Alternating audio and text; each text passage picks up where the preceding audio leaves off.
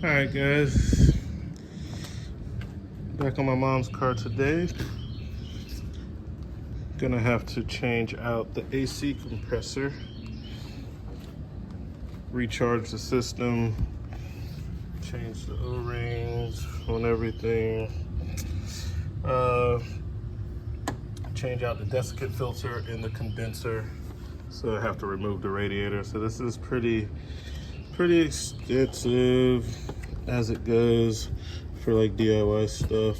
We'll start by moving all this stuff out of the way, getting the radiator hoses and the transmission lines off, which I think I need to change that transmission line anyway, so I'll probably go ahead and do that now, since I have to disconnect those lines to get to that guy right there so I can change that filter. Would have been nice if they just kind of had access, because it's right there. If they had the cap on the top, I could take it out, or even from the bottom if they gave you access to where you can just change that out without having to remove the condenser. That would have been pretty sweet. But that's what we got, guys. Give me a second and see, this has been to the dealership and they did a diag on it, and I see that they have left the caps off on both the high side and the low side are missing the caps. So they've been on there, they didn't put it back. Those people suck. Jim Hudson, Buick, GMC, they did not put the caps back on. And it looks like they bent. It looks like part of the motor mount is like just totally bent right there. I just don't trust those guys to do anything, man. That's why I'm doing it myself. But all right, guys. So I'm gonna try to do this for you guys, especially the people who want to actually work on the car and they have this car. So I'll try to show you the all data. I've mentioned in a few videos, but then I don't want to edit the video, so I never do it. This is like an extra step, but I will start doing this for you guys. So in this first piece of information, it's just showing you where your stuff is, especially if in the video you can't really tell. You'll notice that you have this bolt, this nut, number 3 is the bolt, and number 2 is the nut, and then you have number 4, which is the electrical connector, and in this inset you have number 1, which is what I was calling the pinch bolt. Time to which I like to start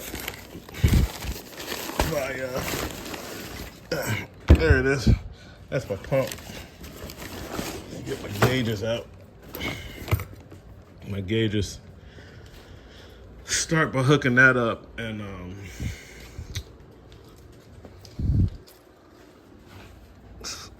gotta pull a vacuum on it.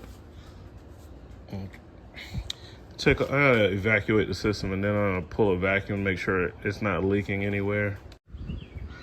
Okay, I went ahead and removed this trim because I was getting ready to pull the radiator and everything. But before I do that, I looked underneath to see if I can get it from the bottom, which I can, for the basically the dryer.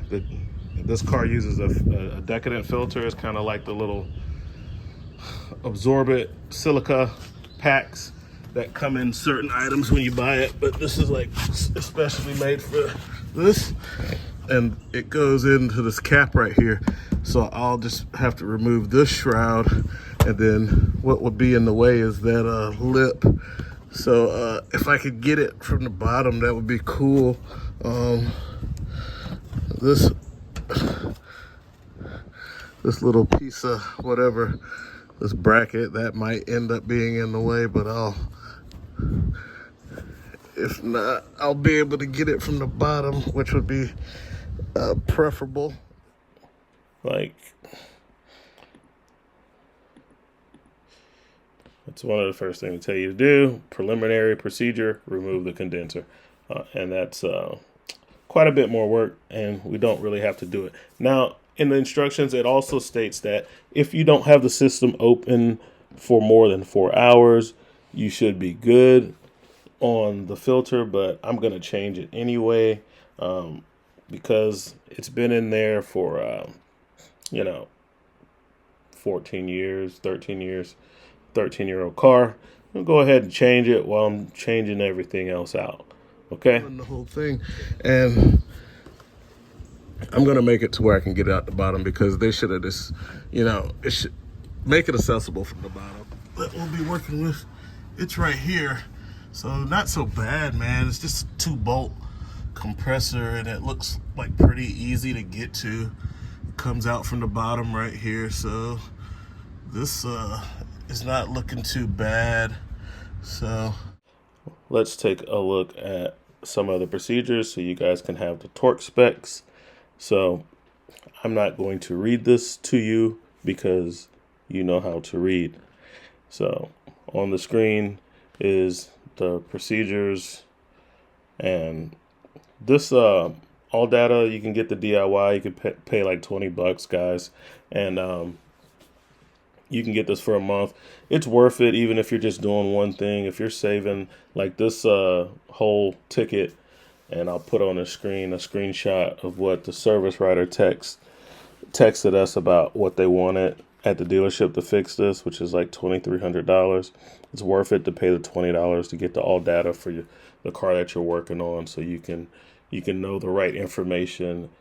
I hate wasting time trying to Google stuff, and you never know if the information is correct. So here is the correct information for you with the torque specs for the compressor bolt, the compressor nut, and then the other compressor bolt, and they're numbered. So if we go back, you can see the numbering of what's what, who's who, and what's what. You can just pause this if you need to read it. Okay, definitely want to replace all the washers and O-rings. You need some PAG oil, which we'll talk about that soon, so that you can lubricate those O-rings and washers before you install it. All right, pull the cover off the battery, set it over there, disconnected the negative battery terminal, and clean this up anyway because it's a new battery, January. So I got the power turned off before I start disconnecting sensors, because pull this tab up, pull that back, and then press down to disconnect the sensor for the mass airflow. Then I'm going to, oh man, these guys, this just came back from the dealership. Look at it. They didn't put it back together. Clamp not tight, totally loose. They just threw this back together, man. They did not. Man, these guys suck. Jim Hudson, Buick GMC, out there off of Killian Road. Service department is awful, man. All right, so let me get my torques. Don't have to worry about loosening this because Jim Hudson on Killian Road, the dealership where we bought this car from, they did not. And this is why I don't trust a lot of shops to work on my stuff. And this dealer I felt super sketchy about. It took him too long to diagnose the car. It was a simple issue. I diagnosed it as compressor and for the C to switch, but I didn't know for sure. And this one has a module that controls it, the compressor, that turns the compressor on and off. It's not like a relay. There's actually like a little module that does it. And I wanted to know if it was the module or the actual compressor. They said it's compressor. But look, they didn't put the stuff back together, man. And so if this is the type of work you get just on a diag, yeah, see how that's split? Why in the world would I trust you to actually change a compressor? Those guys are awful. Definitely go on, give them a 1-star review on Google. So let me get the air box off and I'll be back. Okay guys, the tensioner on this takes a 1/2-inch anvil. So I have a flex head Tecton 1/2 inch ratchet, standard to long. It's not super long, it's just like a, I would say this is a standard size for a 1/2 inch ratchet. I did have to move the high pressure, the low pressure connection right here. I gotta change these gaskets anyway. And you can see I have the dye in there because this has been leak tested. I guess they did that at the dealership. But anyway, you can see down there, get the anvil in there. It's pretty tight, so I use a wrench extender to get more leverage to where I can, you see that brings my hand out here to where my handle is straight up instead of trying to have that limited space in there. And that made it very easy. This is an OEM Tools wrench extender.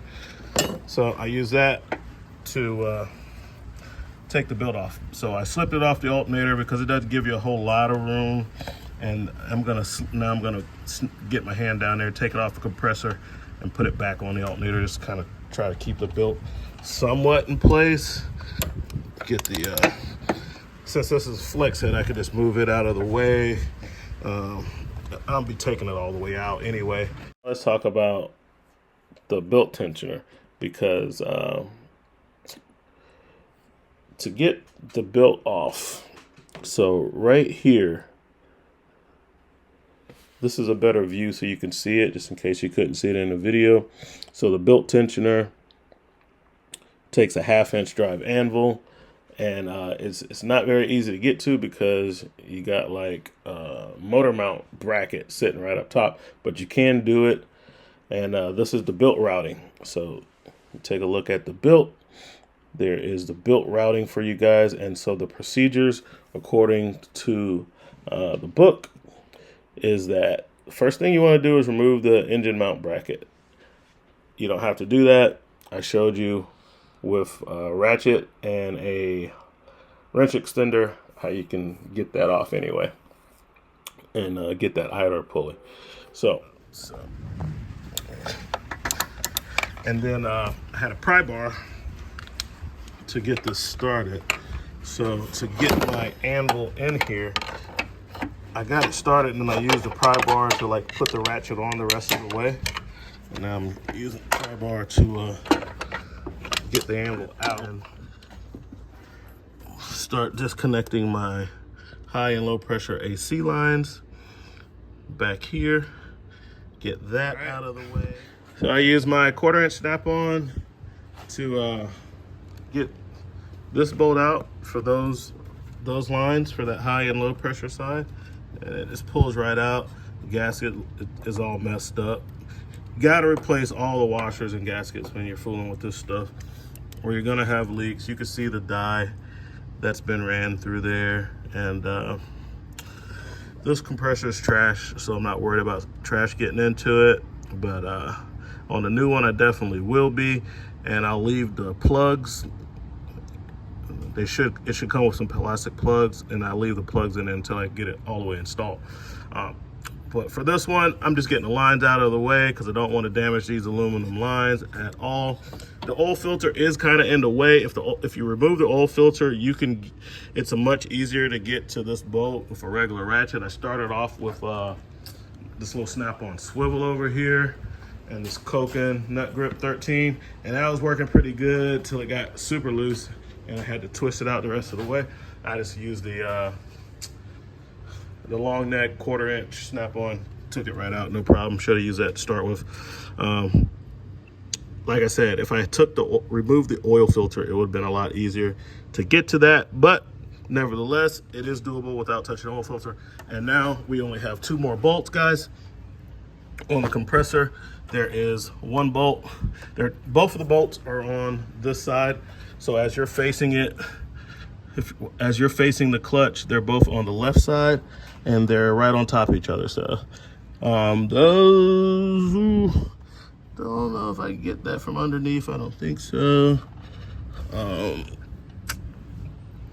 maybe if the wheel well was off, but I could get them from right here. I could see them. So I'll be using probably a power ratchet and extension to get those guys off.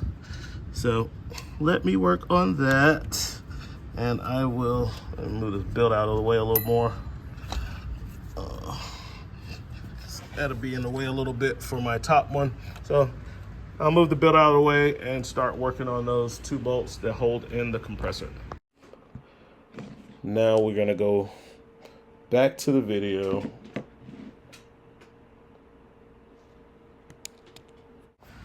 All right, so I moved my line back out of the way. 15 millimeter mountain wrench ratcheting. I'm gonna take this pulley out so that I can have better access to the top bolt. There's not enough room to get ratchet and all of that in there, especially not a power one. Once you get this bolt out so far, it just spins. So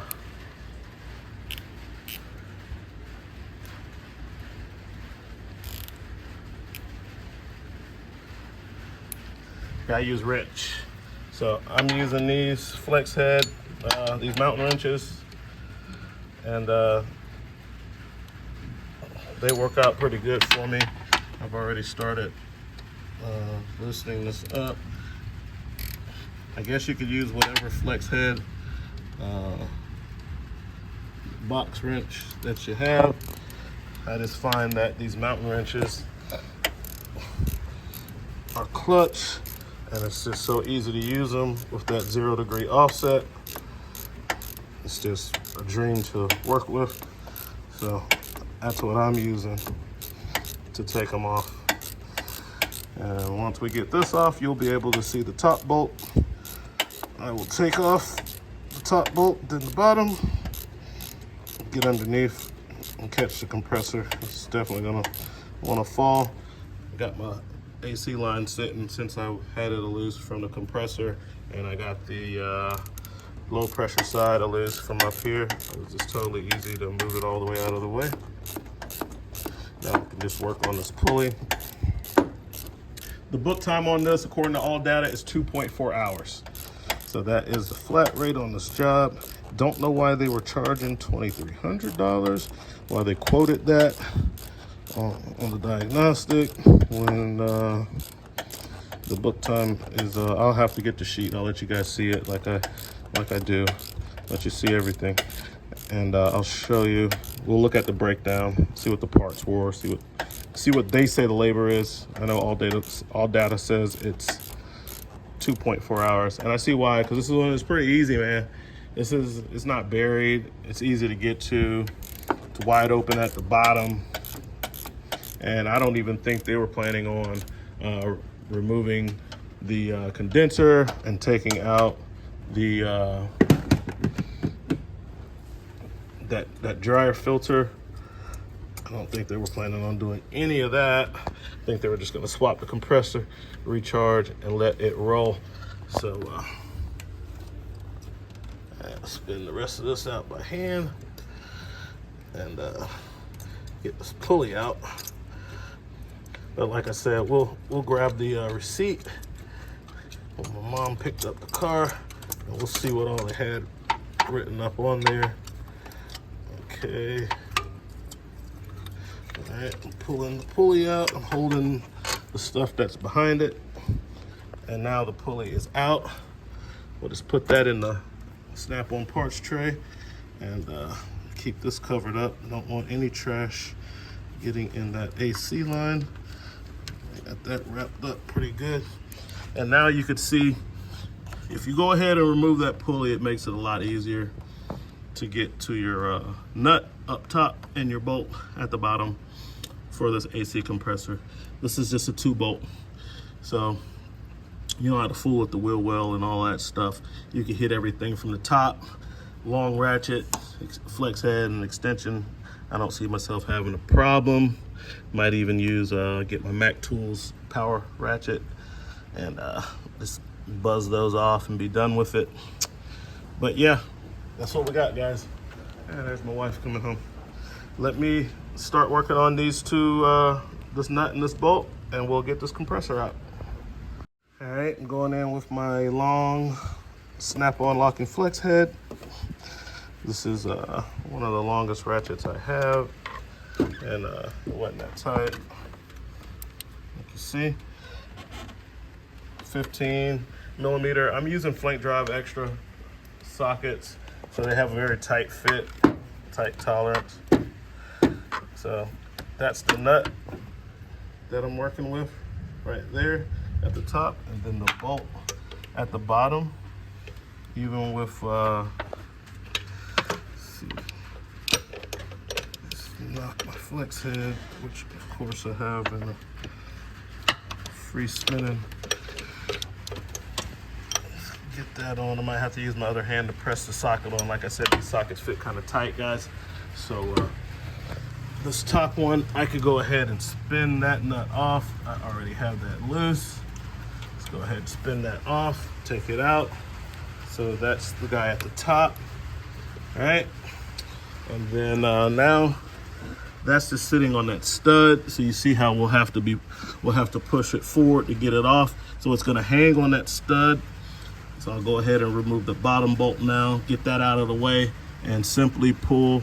I'll go under the car, disconnect the electrical connector off of this side, and then I'll just pull this compressor out. All right, guys, so we got it out. UPS man coming in.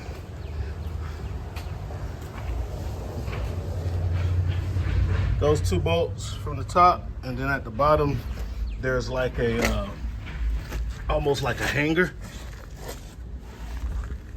You see, you don't remove it, you just loosen it. And I'll show you the spot in the compressor that kind of just pinches on the compressor, that long bolt. It doesn't come all the way out. So like on the front, when you install the compressor, it's hanging on that stud right there.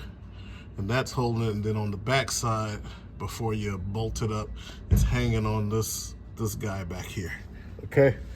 So, obviously, after you do that, you can just push it forward to get it off of that front stud. Push it forward to get it off of that front stud, and then your compressor comes out. Take the electrical connector off first, man. And this is it. I'll leave it here. That's where that pinch bolt. So it's just kind of holding on. I gotta run to Harbor Freight. One of my homeboys, the manager, I let him use my Autel, program some keys for a sports car. So I'm going to go pick up my Autel. Plus I want to grab another set of gauges.